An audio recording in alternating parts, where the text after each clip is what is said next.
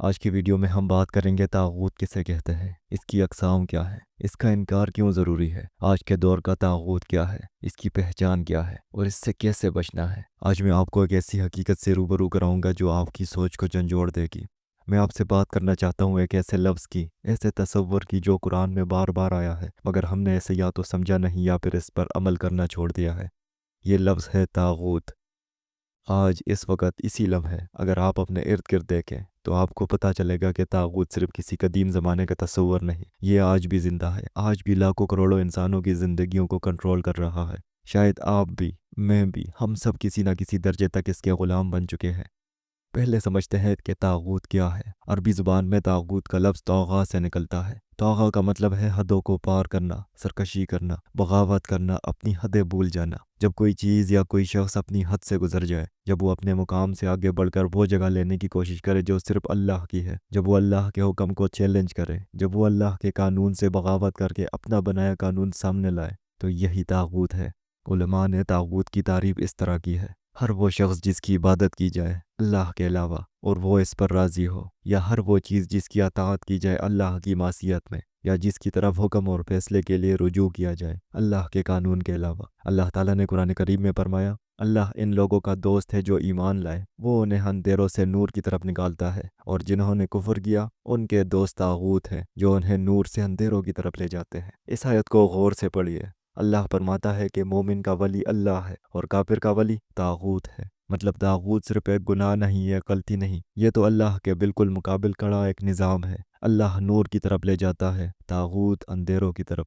ایک اور جگہ اللہ تعالیٰ فرماتے ہیں: کیا تم نے ان لوگوں کو نہیں دیکھا جو دعویٰ کرتے ہیں کہ وہ ایمان لائے ہیں اس پر جو تم پر نازل ہوا اور جو تم سے پہلے نازل ہوا، پھر بھی چاہتے ہیں کہ طاغوت کی طرف فیصلوں کے لیے جائیں، حالانکہ انہیں حکم دیا گیا تھا کہ وہ اس کا انکار کریں۔ آج کتنے مسلمان ہیں جو نماز پڑھتے ہیں، روزہ رکھتے ہیں، قرآن پڑھتے ہیں، مگر جب بات فیصلے کی آتی ہے، جب زندگی جینے کا طریقہ سیکھنا ہوتا ہے، تو وہ طاغوت کی طرف دیکھتے ہیں، اللہ کی طرف نہیں۔ اب سوال یہ ہے کہ طاغوت کی کتنی قسمیں ہیں؟ امام ابن قیم رحمۃ اللہ علیہ نے فرمایا کہ طاغوت کی بنیادی طور پر 5 قسمیں ہیں۔ پہلی قسم ہے شیطان۔ سب سے پہلا اور سب سے بڑا طاغوت ہے شیطان، وہ جو اللہ کے حکم سے باغی ہوا، وہ جو آدم علیہ السلام کو سجدہ کرنے سے انکار کر گیا، وہ جو آج تک انسان کو گمراہ کر رہا ہے۔ اللہ تعالیٰ نے فرمایا: کیا میں نے تم سے عہد نہیں لیا تھا اے آدم کی اولاد کہ تم شیطان کی عبادت نہ کرو؟ بے شک وہ تمہارا کھلا دشمن ہے۔ شیطان کی عبادت کا مطلب یہ نہیں کہ آپ اس کے آگے سجدہ کریں۔ شیطان کی عبادت کا مطلب ہے اس کی اطاعت کرنا اللہ کی نافرمانی میں۔ جب شیطان کہتا ہے یہ کام کر لو، اللہ کو کیا پتہ چلے گا، اور آپ کر لیتے ہیں، یہ شیطان کی عبادت ہے۔ دوسری قسم ہے ظالم حکمران۔ وہ حکمران جو اللہ کے قانون کے خلاف اپنے قانون بناتے ہیں، وہ جو اپنے آپ کو قانون ساز سمجھتے ہیں، جبکہ قانون سازی کا حق صرف اللہ کا ہے۔ ابن تیمیہ رحمۃ اللہ علیہ نے فرمایا: جو شخص اللہ کے نازل کردہ قانون کے علاوہ کسی اور قانون سے حکم کرے وہ طاغوت ہے۔ آج دنیا میں ایسے حکمران ہیں جو اپنی ڈیموکریسیز، اپنی پارلیمنٹس، اپنے آئین بناتے ہیں اور کہتے ہیں کہ یہ قانون سب کے لیے ضروری ہے، اب سب اس پر عمل کریں گے۔ تیسری قسم، وہ جو غیب کا دعویٰ کرے۔ وہ لوگ جو دعویٰ کریں کہ انہیں غیب کا علم ہے، جیسے جوتشی، نجومی، ٹیروٹ کارڈ پڑھنے والے، یا کوئی پیر یا بابا جو دعویٰ کرے کہ وہ مستقبل کا حال بتا سکتا ہے، قسمت کا حال بتا سکتا ہے۔ رسول اللہ صلی اللہ علیہ وسلم نے فرمایا: جو شخص کسی کاہن کے پاس جائے اور اس کی بات سچ مانے تو اس نے کفر کیا اس چیز کا جو محمد صلی اللہ علیہ وسلم پر نازل ہوا۔ آج کے دور میں یہ کتنا عام ہے۔ لوگ مارننگ شو پر بیٹھ کر اپنی راشی دیکھ رہے ہیں، لوگ ایسٹرولوجی پر یقین کر رہے ہیں، تعویذ پہن رہے ہیں، پیر کی قبر پر چادر چڑھا رہے ہیں، یہ سب ہی طاغوت کی عبادت ہے۔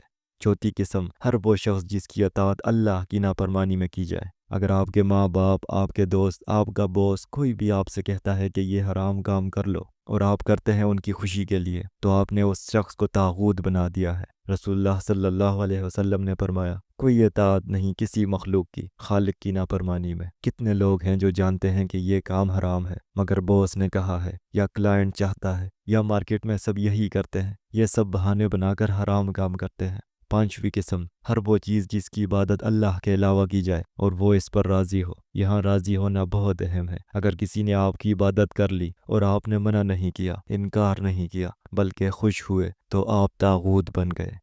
اب آئیے سمجھتے ہیں سب سے اہم بات، طاغوت کا انکار کرنا کیوں ضروری ہے۔ یہ صرف ایک اچھا کام نہیں، یہ ایمان کی بنیاد ہے۔ اللہ تعالیٰ نے فرمایا، بس جو شخص طاغوت کا انکار کرے اور اللہ پر ایمان لائے تو بے شک اس نے مضبوط رسی کو تام لیا جو کبھی ٹوٹتی نہیں۔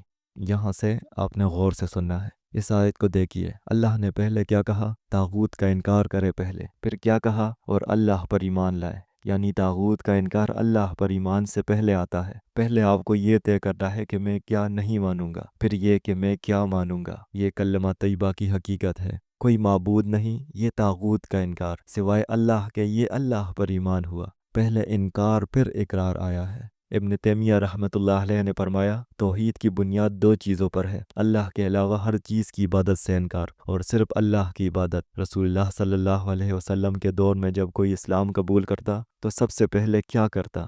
اپنے بتوں کو توڑتا۔ یہ تھا طاغوت کا انکار۔ پھر اللہ کی عبادت شروع کرتا۔ آج ہم کہتے ہیں میں اللہ کو مانتا ہوں، مگر ساتھ ساتھ اس سب کو بھی مانتے ہیں جو اللہ کے خلاف ہے۔ یہ توحید نہیں، یہ شرک ہے، اور ہم نے کبھی اس بارے میں سوچا ہی نہیں۔ اب بات کرتے ہیں آج کے دور کی، کیونکہ طاغوت صرف فرعون اور نمرود تک محدود نہیں تھے، آج بھی ہیں، مگر نئے لباس میں، نئی شکلوں میں۔ پہلا جدید طاغوت، معاشرتی نظریات اور آئیڈیالوجیز۔ یہ بہت اہم ہے، غور سے سنیے۔ آج دنیا میں کتنی نظریات ہیں جو اللہ کے قانون سے ٹکراتے ہیں اور ہم انہیں قبول بھی کر لیتے ہیں، جیسے کہ سیکولرزم جو کہتا ہے کہ دین اور دنیا کو الگ کرو، اسلام صرف مسجد تک محدود رکھو، باہر مت لاؤ۔ فیمنزم جو عورت اور مرد کی اللہ کی طرف سے مقرر کی گئی ذمہ داریوں کو رد کرتی ہے۔ لبرلزم جو ہر چیز کو پرسنل چوائس بنا دیتی ہے، چاہے وہ اللہ نے حرام کیا ہو۔ سرمایہ داری جو دولت کو مقصد زندگی بنا دیتی ہے۔ کمیونزم جو اللہ کی ضرورت کا ہی انکار کرتی ہے۔ یہ سب آئیڈیالوجیز جب یہ اللہ کے حکم سے ٹکرائے اور ہم انہیں مقدم کریں تو یہ بن جاتی ہیں طاغوت۔ دوسرا جدید طاغوت، میڈیا اور انٹرٹینمنٹ انڈسٹری۔ آج میڈیا کیا کر رہا ہے؟ وہ آپ کو بتا رہا ہے کہ کیا اچھا ہے، کیا برا ہے، کیا صحیح ہے، کیا غلط ہے، اور آپ بغیر سوچے سمجھے قبول کر لیتے ہیں۔ Bollywood, Hollywood, Netflix, social media, یہ سب آپ کی سوچ کو شیپ کر رہے ہیں، آپ کی ویلیوز بنا رہے ہیں، آپ کو بتا رہے ہیں کہ ڈیٹنگ نارمل ہے، LGBTQ رائٹ ضروری ہے، حجاب جبر ہے، اور ہم سب دیکھ رہے ہیں، سن رہے ہیں اور اپنی سوچ بدل رہے ہیں۔ اللہ کیا کہتا ہے، اس پر کیوں نہیں سوچتے؟ تیسرا جدید طاغوت، نفس، آپ کی اپنی خواہشات۔ یہ سب سے بڑا طاغوت ہے جو سب سے زیادہ خطرناک ہے، جو سب سے زیادہ قریب ہے، وہ ہے آپ کا اپنا نفس، آپ کی اپنی خواہشات۔ اللہ تعالیٰ نے فرمایا، کیا تم نے اس شخص کو دیکھا جس نے اپنی خواہش کو اپنا معبود بنا لیا؟ جب آپ جانتے ہیں کہ یہ حرام ہے مگر آپ کا نفس کہتا ہے کر لے، مزہ آ جائے گا، اور آپ کر لیتے ہیں، اس وقت آپ نے اپنے نفس کو اللہ سے بڑا مان لیا۔ جب آپ جانتے ہیں کہ یہ فرض ہے مگر آپ کا نفس کہتا ہے نہیں کرنا، یہ مشکل ہے، اور آپ نہیں کرتے، یہ طاغوت ہے۔ امام مجاہد رحمۃ اللہ علیہ نے کہا، طاغوت سے مراد انسان کی خواہشات ہیں جنہیں وہ اللہ کے حکم پر مقدم کرتا ہے۔ چوتھا جدید طاغوت، علماء سو، برے علماء، وہ علماء جو دین کو بدل دیتے ہیں اپنے فائدے کے لیے، جو حکمران کو خوش کرنے کے لیے فتوے بدل دیتے ہیں، جو حلال کو حرام اور حرام کو حلال کروا دیتے ہیں۔ رسول اللہ صلی اللہ علیہ وسلم نے فرمایا، بے شک علماء انبیاء کے وارث ہیں، مگر جب یہ علماء بک جائیں، جب یہ دین کو بیچنے لگیں تو یہ بن جاتے ہیں طاغوت۔ آج کتنے مولوی ہیں جو پیسے کے لیے ہر مذہب کو جائز قرار دیتے ہیں، کتنے ہیں جو سیاسی آقاؤں کو خوش کرنے کے لیے اسلام کو توڑ مروڑ دیتے ہیں۔ پانچواں جدید طاغوت، سیلیبریٹی کلچر اور رول ماڈلز۔ آج کے دور میں لوگ فلمی ستاروں، کھلاڑیوں، موسیقاروں کو اپنا ہیرو مانتے ہیں، ان کی چال ڈال، ان کا لباس، ان کا انداز سب کاپی کرتے ہیں، مگر یہ لوگ کیا سکھاتے ہیں آپ کو؟ ان کی اپنی زندگیاں کیسی ہیں؟ ان کی ویلیوز کیا ہیں؟ اگر آپ کسی انسان کو اس حد تک فالو کرنے لگے کہ آپ اس کے کسی غلط کام کو بھی صحیح ٹھہرانے لگے صرف اس لیے کہ یہ آپ کا ہیرو ہے، تو وہ بن گیا آپ کے لیے طاغوت۔ اب سوال یہ ہے کہ ہم کیسے پہچانیں کہ کون سی چیز، کون سا شخص طاغوت ہے؟ پہلی نشانی، جو اللہ کے حکم کے خلاف ہو، واضح طور پر بغیر کسی شک کے، وہ طاغوت ہے۔ دوسری نشانی، جو اپنے آپ کو اللہ کے مقابل رکھتا ہو اور کہتا ہو کہ یہ میرا قانون ہے، اللہ کا قانون پرانا ہو گیا ہے۔ تیسری نشانی، جو لوگوں کو اللہ سے دور کرتا ہو، جب آپ اس کی طرف جاتے ہیں تو آپ اللہ کے قریب نہیں بلکہ دور ہوتے ہیں۔ چوتھی نشانی، جو اندھیرے میں لے جاتا ہو، روشنی میں نہیں، جب آپ اسے فالو کرتے ہیں تو آپ کی زندگی مشکل ہوتی ہے، الجھن ہوتی ہے، سکون نہیں ہوتا۔ اللہ تعالیٰ نے فرمایا، اور کافر لوگوں کے اولیاء طاغوت ہیں جو انہیں نور سے اندھیروں کی طرف لے جاتے ہیں۔ اب سب سے اہم سوال، ہم کیسے بچیں طاغوت سے؟ پہلا قدم، علم۔ سب سے پہلے آپ کو پتہ ہونا چاہیے کہ طاغوت کیا ہے۔ جاہل انسان کو پتہ ہی نہیں چلتا کہ وہ کیا کر رہا ہے۔ رسول اللہ صلی اللہ علیہ وسلم نے فرمایا، علم حاصل کرنا ہر مسلمان پر فرض ہے۔ دوسرا قدم، بصیرت یعنی گہری سوچ۔ ہر چیز کو اسلام کی روشنی میں دیکھیے، ہر بات کو قرآن اور سنت پر رکھیے، اندھی تقلید نہ کیجیے۔ تیسرا قدم، سچا ایمان۔ دل سے اللہ پر بھروسہ کریں، یقین کریں کہ صرف اللہ کا قانون کامل ہے، صرف اس کی ہدایت صحیح ہے۔ چوتھا قدم، ہمت اور حوصلہ۔ طاغوت کے سامنے کھڑے ہونا مشکل ہے۔ فرعون کے سامنے موسیٰ علیہ السلام کو کھڑا ہونا مشکل تھا، نمرود کے سامنے ابراہیم علیہ السلام کا کھڑا ہونا مشکل تھا، مگر یہ ہمت ضروری ہے۔